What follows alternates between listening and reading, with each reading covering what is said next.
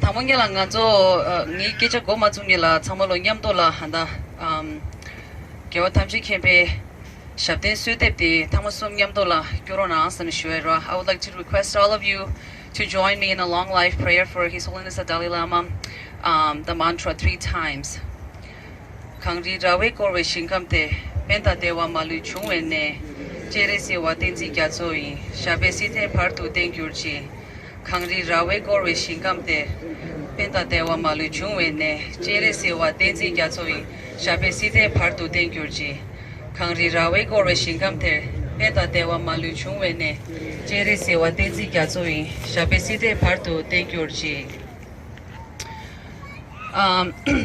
Tanda ngeke keje she de ma inke thone ma shu cho chi ra mixi ki razo de khalchin zomi be gumje ta changmele kenge ba re. We have gathered here today to defend someone who is not just a spiritual leader to us, but also a beacon of hope, guidance, and compassion. His Holiness the 14th Dalai Lama has dedicated his entire life to serving humanity and promoting peace, justice, and human rights. These past few weeks have been very difficult for all of us Tibetans and Buddhist followers. In March, when I first saw the clip of His Holiness and his interaction with the young boy, I knew that he had no bad intentions. But I also feared that some might take it the wrong way if they don't watch the full video, the interview with the boy, and the interview with his mother. A month later, the media misused that clip and defamed him. When I saw the comments of what people were saying about His Holiness, it broke my heart. I couldn't sleep for days, and so much anger was building up inside of me. I forced myself to not read any more comments or articles.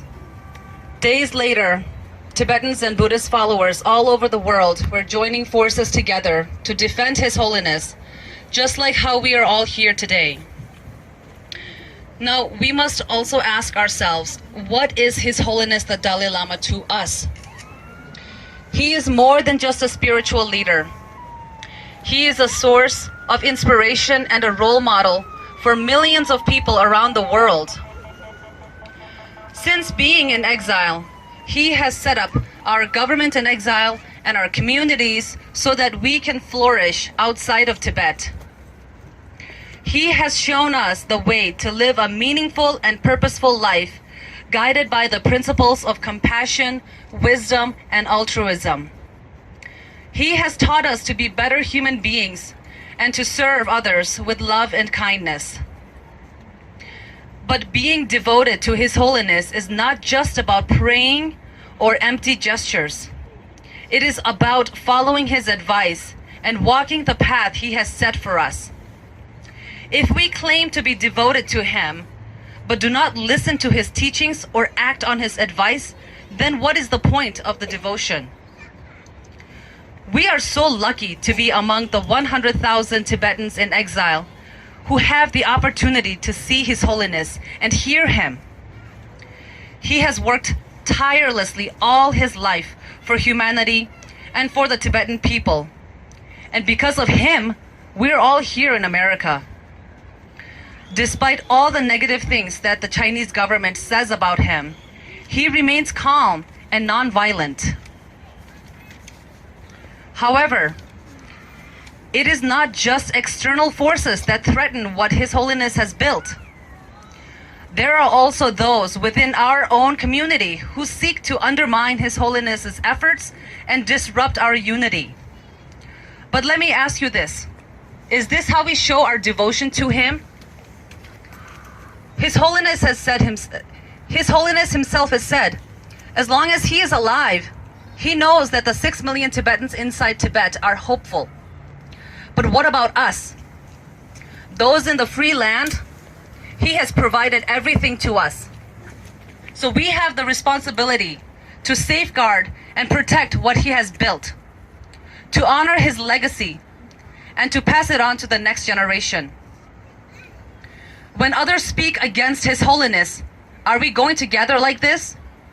Or when someone tries to destroy what His Holiness has built, are we going to gather like this? Or if someone tries to break the exile government His Holiness has built, are we going to gather like this, or are we going to remain silent? So I urge you all, my Tibetan brothers and sisters, and especially our younger generations, to get involved in our Tibetan communities, to take leadership roles, and to help set an example for the future generations. We must not let the bad seeds destroy what His Holiness has built. Instead, we must work together, support each other, and strive to create a better future for the Tibetan people and for Tibet, and carry His Holiness's legacy.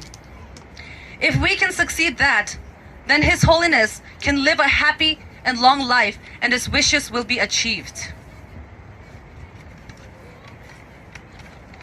Additionally, the world must open its eyes to see what is really happening inside of Tibet. Where are the media on this topic? Why aren't they covering what's really happening inside of Tibet?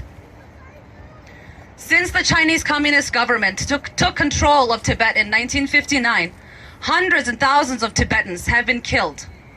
Since the Beijing Olympic in 2008, at least 160 Tibetans have self-immolated in protest against the Chinese occupation and oppression. Cultural genocide is happening right at this moment. Nearly 1 million Tibetan children were forcefully taken away from their own homes and forced to attend colonial schools where they are taught only in the Chinese language, and they don't get to learn anything about the Tibetan history or culture. DNAs of over 1 million Tibetans were taken without consent. Surveillance and censorship is everywhere inside of Tibet. But where is the media? Where are you, media? Why are your eyes closed? Why don't you cover the truth about what's really happening inside of Tibet? I don't know if any media is here today. There were press release sent out. If they're here, thank you. If they're not, it's very unfortunate for us because they don't think this is an important issue to cover. Lastly, let us remember the words of His Holiness the Dalai Lama. Our prime purpose in this life is to help others. And if you can't help them, at least don't hurt them. Let us be guided by His wisdom and His example. And let us continue to follow the path He has set for us. Long live His Holiness the Dalai Lama. In the land encircled by a ring of snow mountains is the source of all happiness and benefit. All-knowing Jere Si Tenzi Gyatso, may you stand firm until samsara ends. Thank you.